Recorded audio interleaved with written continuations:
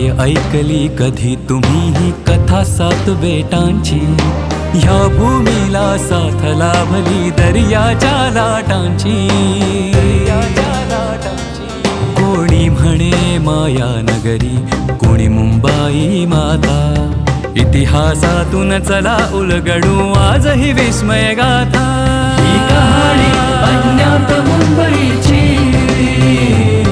ही कहाणी अज्ञात मुंबईची.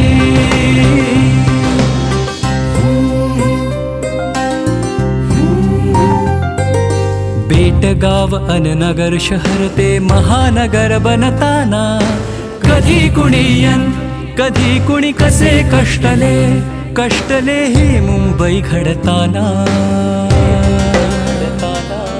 चला पाहूया काही खुणा ज्या कथा सांगतील आता. इतिहासातून चला उलगडू आजही विस्मय गाथा. श्रोतेहो नमस्कार. प्रसारित करत आहोत अज्ञात मुंबई या पुस्तकाचं क्रमशः वाचन. लेखक नितीन साळुंखे, वाचक अक्षय शिंपी आणि नेहा कुलकर्णी. संकल्पना शैलेश माळोदे. सादरकर्त्या ज्योत्स्ना केतकर. आज ऐकूया वरळीच्या बांधाच्या गोष्टीचा चौथा भाग.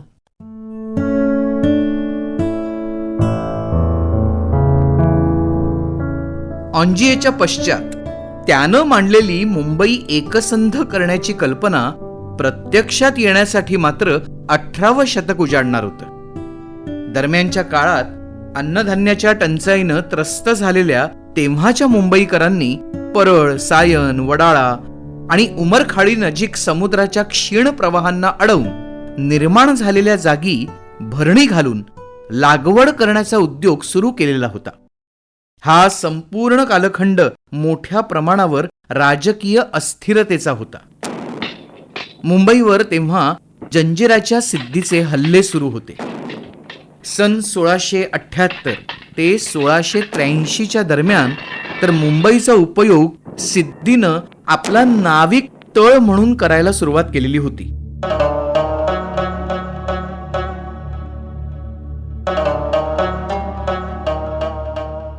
सिद्धी मुघलांचा सेनापती.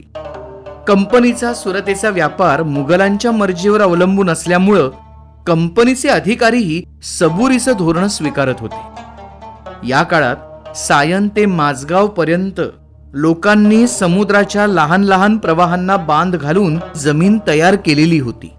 पण ते बांधही सिद्धीच्या हल्ल्यात नष्ट केले जात होते. मुंबईच्या आसपास खांदेरी, उंदेरी, पेण, करंजा आणि नागोठणे या परिसरात सिद्धीनं प्रचंड दहशत निर्माण केलेली होती. त्यामुळेच मुंबईत अन्नधान्य येणं थांबून दुष्काळी परिस्थिती किंवा टंचाईची परिस्थिती निर्माण झालेली होती. आता आपण थेट 18व्या शतकात येऊ.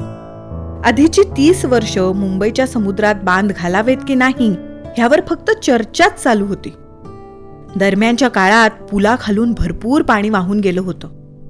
18वं शतक उजाडतं आणि मुंबईची बेटं जोडण्याचा विषय पुन्हा वर येतो. आता मुंबईतल्या जमिनीची कमतरता भरून काढण्यासाठी बांध घालून जमीन तयार केल्याशिवाय पर्याय नाही असं कंपनीच्या लक्षात आलं. त्या दिशेनं ठोस पावलं उचलली जातील अशी चिन्ह आता दिसू लागली.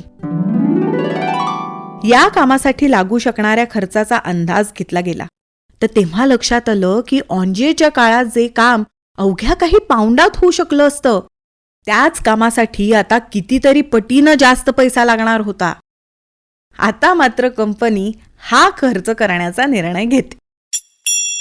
माहीमच्या किल्ल्याच्या दुरुस्तीचा अनुभव गाठीशी असलेला जॉन व्हॅन ड्युरेन मुंबईच्या बांधबंदिस्तीचं काम करण्यासाठी पुढे आला.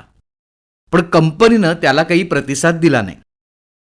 जॉन हार्वे नावाच्या इंजिनियरला कंपनी बांध घालण्याचं कंत्राट देते, पण हा जॉन कारवारहून अनुभवी मजूर आणायला म्हणून जो जातो तो परततच नाही आणि मुंबईच्या बांधबंदिस्तीला मुहूर्त काही सापडत नाही.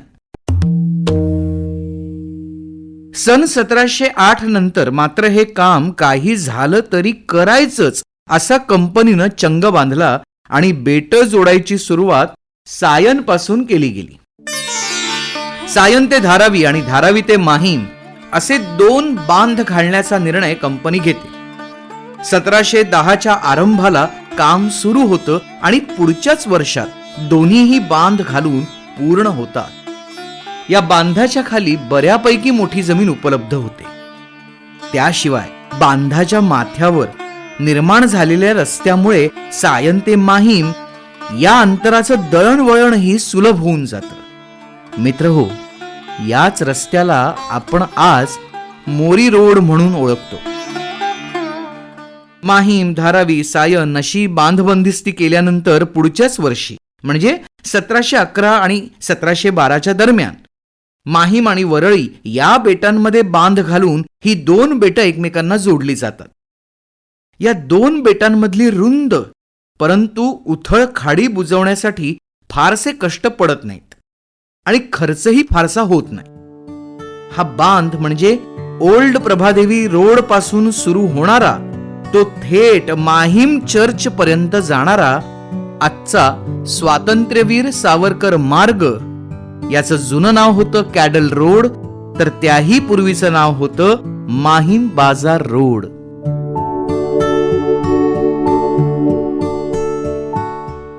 सन 1712 पर्यंत मुंबई बेटांची समुद्राकडची उत्तर आणि पश्चिमेकडची अर्धी बाजू बांध घालून बंद करण्यात आली होती.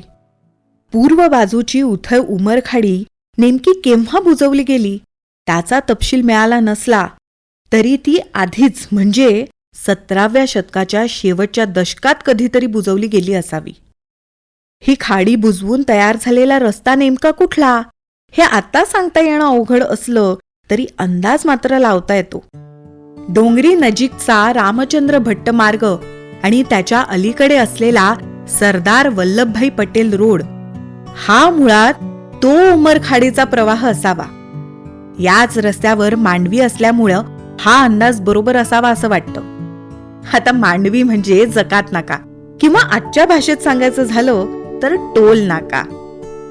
माझगाव आणि परळ बेटातली खाडी ही त्याच दरम्यान कधीतरी बुजवली गेली असावी, पण त्याचाही तपशील सापडत नाही. ही खाडी म्हणजे बहुतेक आजचा दत्ताराम लाड मार्ग असावा. याचं जुनं नाव होतं काळा चौकी रोड. इसवी सन 1714-1715 पर्यंत मुंबईच्या बेटांमधल्या लहान आणि मध्यम खोली रुंदीच्या खाड्यांवर बांध घालून पूर्ण झाले होते. पण सर्वात रुंद आणि खोल असलेली वरळीची खाडी मात्र अद्याप शिल्लक होती. हे काम अशक्य नसलं तरी सोपं मात्र निश्चितच नव्हतं. मोठी खिंड द ग्रेट ब्रिज अद्याप बांधायची शिल्लक होती.